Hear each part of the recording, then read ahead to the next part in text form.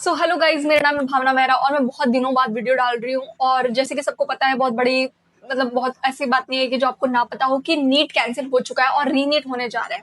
तो सबसे पहले मैं ये बता दूं कि मैंने एक वीडियो बनाया था अपने जो भी नीट मेरा कैसा गया उसके ऊपर, और लेकिन अब उसको डालने का कोई सेंस नहीं बनता।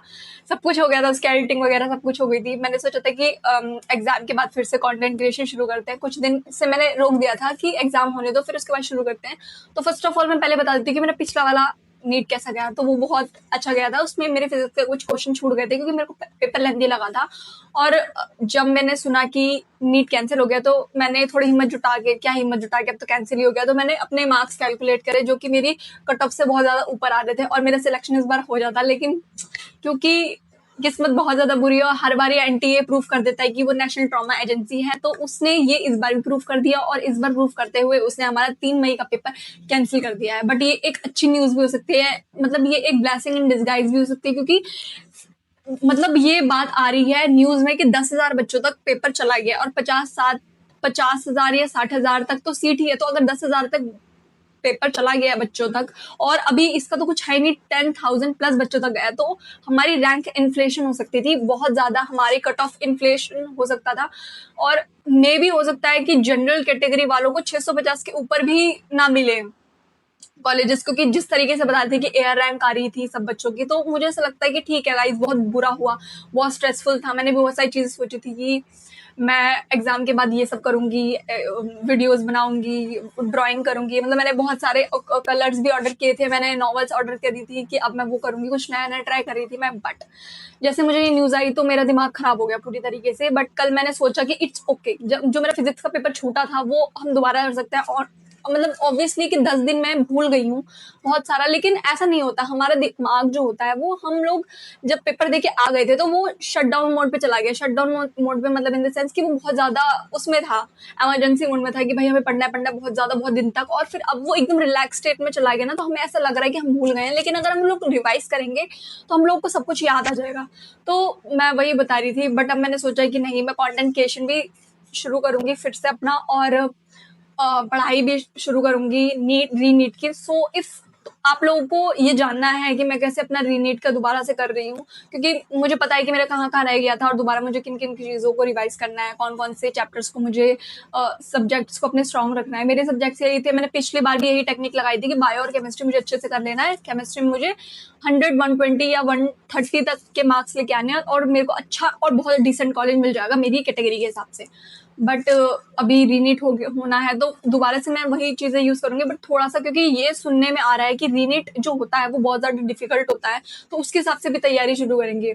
बट हाँ, ये है बात की बहुत ज्यादा ट्रॉमेटिक सिचुएशन है, क्योंकि सबसे ज्यादा मुझे समझ में नहीं आ रहा चीज कि अभी 2025 का पेपर इतना डिफिकल्ट आया, फिर उसके बाद ये नीट वालों ने इन्होंने पोस्ट डाली कि हम लोग ऐसा पेपर बनाएंगे, वैसा पेपर बनाएंगे, फलाना पेपर ढिमकाना पेपर। उससे बच्चों का एंग्जाइटी हो गई और हम लोग को क्या लगा कि बहुत ज्यादा बढ़ा चढ़ा के पेपर आएगा कुछ।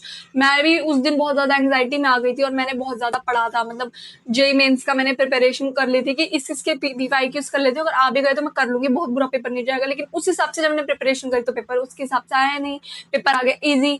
अब सब बोल रहे कि रीनीट डिफिकल्ट होगा, तो डिफिकल्ट के हिसाब से पढ़ते हैं। बट समझ में कुछ नहीं आ रहा कि क्या होगा क्या नहीं होगा, क्योंकि जो एनटी है वो खुद ही का जो शेड्यूल है जो वो इतने साल से बनाता आ रहा है वो खुद ही फॉलो नहीं कर रहा। तो हमें कुछ समझ में नहीं आ रहा कि क्या हो रहा है क्या नहीं हो रहा।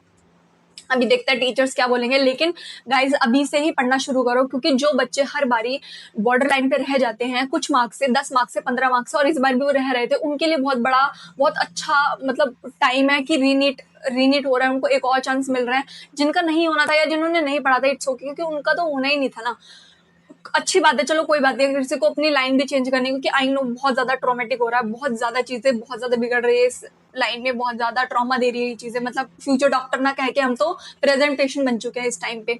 बट अगर वो बच्चे जो बहुत सालों से तैयारी कर रहे हैं, उनकी प्रिपरेशन अच्छी थी लेकिन वो कुछ मार्जिन से रह रहे थे या बॉर्डर लाइन पे थे, अब वो अच्छा परफॉर्म कर सकते हैं। क्योंकि मुझे ऐसा लग रहा है कि पेपर डिफिकल्ट आएगा और कंपटीशन भी कम होगा, क्योंकि बच्चे इतना ज्यादा, हर बच्चा इतनी ट्रॉमेटिक जर्नी से, इतना ट्रॉमेटिक स्ट्रगल से नहीं गुजर सकता, लेकिन जिन बच्चों की तैयारी अच्छी थी वो और अच्छी करेंगे अब। तो इसीलिए हम लोग को इन सब चीजों के ऊपर ध्यान नहीं देना चाहिए। अब जो हो गया वो हो गया, एक बारी अब लड़ रहे हैं, इतनी दूर तक आ चुके हैं, अब हम लोग के मार्क्स 500, 550, 600 बन रहे हैं, तो हम लोग क्यों बीच में गिव अप करें। अब अपनी, अगर हमारे पास 2 महीने भी नहीं है, मान लो 1.5 महीने, तो 1.5 महीने में तो बहुत कुछ हो जाएगा। 1.5 महीने में अगर आप लोग रोज रिविजन करोगे, रोज एक मॉक लगाओगे, फुल मॉक, तो उससे हमारे कितने मार्क्स बढ़ सकते हैं। हाँ, रिविजन लास्ट में आप कर सकते हो, तो इससे हमारे कितने मार्क्स बढ़ सकते हैं। अब सब कुछ अवेलेबल है ऑनलाइन, तो इसमें रोने का कोई फायदा नहीं होगा। मुझे ऐसा लगता है कि हम लोग को और ज्यादा अच्छे से अपनी प्रिपरेशन करनी चाहिए, क्योंकि एनटीए जो कर रहा है उसको तो वो करना ही है, उसको तो छोड़ ही देते हैं हम लोग,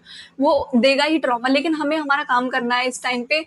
ये एक ऐसी चीज हो गई है कुछ बच्चों के लिए ब्लेसिंग इन डिस्गाइज टाइप की, और कुछ लोगों को जिसका पेपर अच्छा नहीं गया था, लाइक जिसके ऑलरेडी 300-400 नंबर आ रहे थे इजी। देखो, इजी पेपर में भी अगर आपके 300-400 मार्क्स आ रहे हैं तो फिर कुछ नहीं बोल सकते, लेकिन जिन बच्चों के 500, 550, 600 ऐसे नंबर आ रहे थे, उनको तो हार माननी ही नहीं चाहिए, उनको तो बिल्कुल डिमोटिवेट नहीं होना चाहिए, उनको तो ये सोचना चाहिए कि उनको दूसरा मौका मिला है।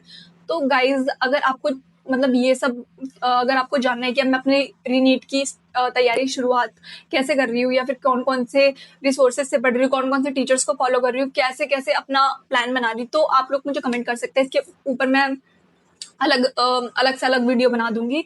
और मेरा प्लान तो ये रहेगा कि स्टार्टिंग में जो भी चीजें थी मैं मतलब उसकी डेप्थ में रिवीजन करूंगी। मैं मतलब ऐसे नहीं पढ़ती कि एक दिन में तीनों सब्जेक्ट्स लेके मैं एक दिन में एक सब्जेक्ट पढ़ती हूँ, फिर उसको पूरा पढ़ लेती हूँ, फिर दूसरे दिन में दूसरा सब्जेक्ट पढ़ती हूँ, उसको पूरा पढ़ लेती हूँ, फिर उनके टेस्ट देना शुरू कर देती हूँ। ऐसे करके मैं अपना करती हूँ अपना पूरा का पूरा। और क्वेश्चन प्रैक्टिस पे बहुत ज्यादा फोकस करेंगे। कुछ चैप्टर्स जो मेरे वीक है उन पे मैं फोकस करूंगी। जैसे मेरा रूल था एक, जो मैंने लास्ट टाइम भी फॉलो किया था, कि मेरे को बायोलॉजी में मेरे 340 तक मेरे को लेके आने, 340 या 350 तक मार्क्स मेरे को लेके आने हैं। केमिस्ट्री मेरे को 150 तक लेके आने हैं, और बायोलॉजी में 120 तक लेके आने, तो मेरा सिलेक्शन हो जाएगा। तो मतलब इसी प्लान के साथ मैं जाऊंगी और ऐसी ही प्रिपरेशन करूंगी, तो शायद मतलब जो मेरा मार्जिन है उससे ज्यादा अच्छे मार्क्स है। और आप भी ऐसी ही प्रिपरेशन करो, कुछ ज्यादा सोचो, प्लान बनाओ, स्टिक करो और लग जाओ। और एक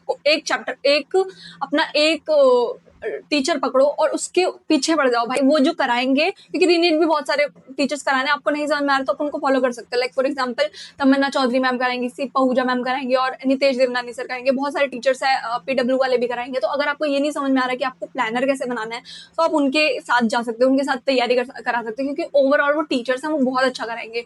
और जिनको रिविजन करनी है वहाँ रिविजन से कर सकते हैं, या फिर कुछ बच्चे अपना प्लान भी बना सकते हैं। मतलब करने को तो बहुत कुछ है। और इफ यू वांट कि मैं अपना शेयर करूं तो आप मुझे कमेंट कर देना, मैं शेयर कर दूंगी। So this guys, but NEET NTA तो भाई, एनटीए का तो कुछ नहीं कह सकते, बट ये आप सोचो कि इतनी मेहनत करनी है इन 1.5 महीने में कि एनटीए की शक्ल देखनी ना पड़े। That's it guys.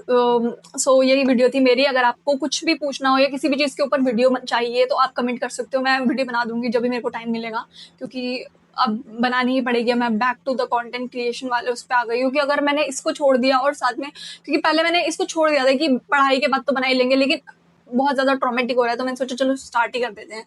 तो जिस भी टॉपिक पे आपको वीडियो चाहिए, जिस भी टॉपिक पे आपको इन्फॉर्मेशन चाहिए, तो आप मुझे कमेंट कर सकते हो, मैं उस पर आपको रिप्लाई दे दूंगी। और आप अपने मार्क्स भी बता सकते हो कि आपके कितने आ रहे थे, but because it really matters कि लास्ट टाइम आपके कितने आ रहे थे, क्योंकि मे बी ऐसा ही पेपर बने बट आपकी तैयारी भी शो होती है उस मार्क्स से। तो और जिन बच्चों ने अपने नोट्स वगैरह बेच दिए हैं, तो गाइज उनका वो थोड़े, मुझे ऐसा लगता है कि अभी आप नोट्स मत बनाओ, या तो आप कहीं से परचेज कर लो, या तो आप डिजिटल नोट्स के ऊपर शिफ्ट करो। क्योंकि मैंने बहुत सुना है कि मेरे कुछ फ्रेंड्स थे जिनके बहुत अच्छे मार्क्स आ रहे थे, बट उन्होंने अपने पेपर बेच दिए, और अब उनके लिए थोड़ी प्रॉब्लमेटिक सिचुएशन हो रही है। तो आप डिजिटल नोट्स पे शिफ्ट कर सकते हो। मेरे को तो डिजिटल नोट्स की ही आदत है, ना ही मेरे सिर में दर्द होता भी है तो मैं आइस वगैरह का यूज कर लेती हूँ। बट अगर आपको डिजिटल नोट्स की आदत नहीं है, अगर आपको वैसे ही हार्डवेयर नोट्स चाहिए, तो आप बाय कर सकते हो, मिल जाते हैं। क्योंकि इस टाइम पे बनाने की बिल्कुल भी टाइम नहीं है, या तो आप नोट्स बना लो या तो पढ़ लो। तो that's it guys, this is all about my video. और यही ऐसी थी मेरी प्रेपरेशन। तो अगर आपको कुछ भी जानना हो आप कमेंट कर सकते हो और अपने स्कोर बताओ वीडियो में। और that's it guys, bye bye. और मेरा यूट्यूब चैनल सब्सक्राइब कर देना। और आपके लिए अब मैं वीडियो डालती रहूँगी बहुत ज़्यादा कंटिन्यूटी के साथ, क्योंकि मैंने बीच में बहुत ज़्यादा अपना पेस लूज कर दिया था। बट अब नहीं, अब मुझे ऐसा लग रहा है कि दोनों चीज़ों को साथ में लेके चलना पड़ेगा, क्योंकि इतना टाइम नहीं लेता है content creation. That's it guys, bye bye.